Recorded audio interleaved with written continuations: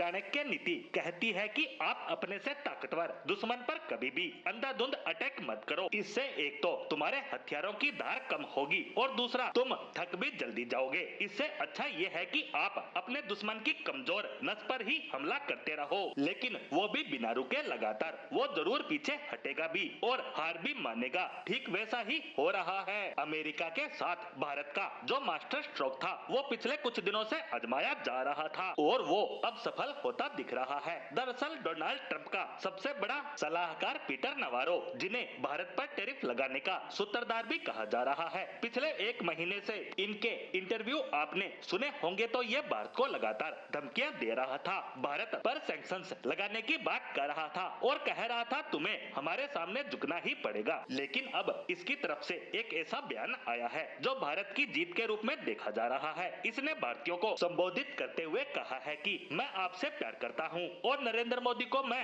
बहुत पसंद करता हूं। वो बहुत ही शानदार नेता है, लेकिन प्लीज रूस का कच्चा तेल खरीदना आप बंद कर दो। इतना ही नहीं, जब इनसे भारत और चीन के संबंधों के बारे में पूछा गया तो उनका चेहरा देखने लायक था। उन्होंने कहा कि भारत अपनी क्लोजनेस चीन के साथ बढ़ा रहा है, यह सही नहीं है। इसका मतलब भारत का तीर निशाने पर लगा है। अमेरिकी सरकार इस चिंता में डूबी हुई है कि भारत चीन के नजदीक जा रहा है और इससे अमेरिका की चीन को रोकने की जो लॉन्ग टर्म स्ट्रेटेजी है कि वह अमेरिका से भी बड़ी शक्ति बनना चाहता है, उसमें भारत के बिना अमेरिका सफल हो ही नहीं सकता, क्योंकि चीन को हराने के लिए एशिया में एक भी देश ऐसा नहीं है जो चीन से टक्कर ले सके। सिर्फ भारत के अलावा भारत ही है जो चीन को हरा सकता है, उसे रोक सकता है। लेकिन ट्रंप जिस रणनीति पर आगे बढ़ रहे हैं उसने भारत को मजबूर कर दिया है चीन से नजदीकियां बढ़ाने को, और ऑनेस्टली कहा जाए तो अमेरिका को इसकी उम्मीद तक नहीं थी। इन्हें तो लग रहा था कि भारत पूरी तरह से इनके पाले में आ चुका है। भारत के पास अब